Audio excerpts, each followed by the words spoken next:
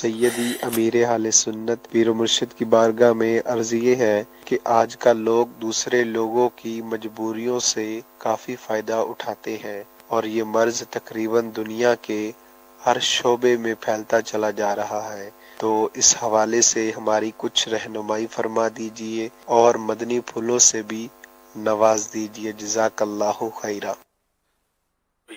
مجبوری سے فائدہ اٹھانا تو بہت لمبا ٹاپک ہے۔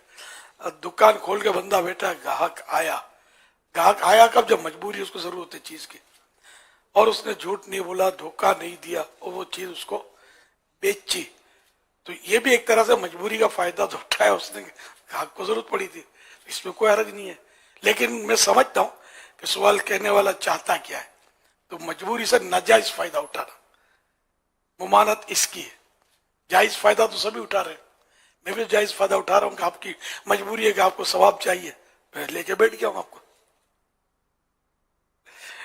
صلو علی الحبیب صلی اللہ علیہ محمد۔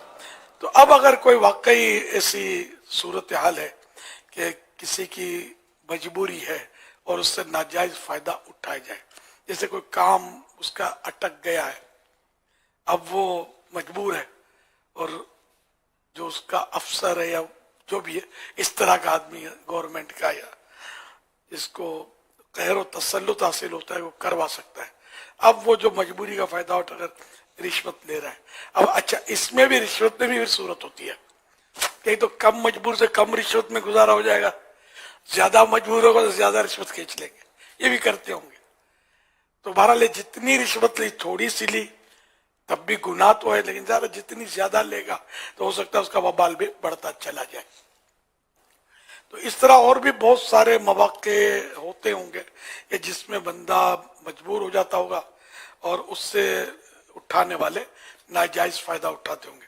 تو یہ آج کل کا معاملہ نہیں ہے، یہ پرانا مطلب یہ سلسلہ چل رہا ہے کہ اس طرح کے لوگ کریمنل مائنڈ کے ہوتے ہیں، تو وہ گناہ بھرا ذہن ہوتا ہے، تو وہ مجبوریوں سے لوگوں کے ناجائز فائدے اٹھا رہے ہوتے ہیں۔ تو اب یہ کہ جیسا ناجائز فائدہ اٹھایا اور جیسا کام، تو اس کے مطابق سے گناہ کا ترتب ہوگا۔ لیکن یہ کہ اگر وہ شرعاً گناہ ہے جو فائدہ اس نے اٹھایا، تو اب یہ کہ ہے تو گناہ گار ہو، اور ایسا کرنا نہیں چاہیے، بلکہ ہمیں تو حکم ہے کہ ہم مسلمانوں کی خیر خواہی کریں۔ الدین النصیحہ، دین خیر خواہی کا نام ہے، اس کی بھلائی چاہے اور لوگوں کے ہم کام آئیں، نفع اس کو دیں۔ خیر الناس من ینفع الناس، کہ لوگوں میں بہتر ہوئے جو لوگوں کو نفع پہنچائے۔ تو بعض اوقات یہ کہ وہ جائز فائدہ اٹھا رہا ہوتا ہے مجبوری کا، ناجائز نہیں ہوتا، لیکن وہ جائز فائدہ بھی ایسا ہوتا ہے کہ یہ نہ اٹھاتا تو اچھا تھا، کہ ایک بیچارہ دکھیا رہا ہے، غریب آدمی ہے، اب اس کو آپ نے کچھ نفع رکھا اپنا، نفع جائز کتنا ہوتا ہے یہ پھر الگ بحث ہے اس کی۔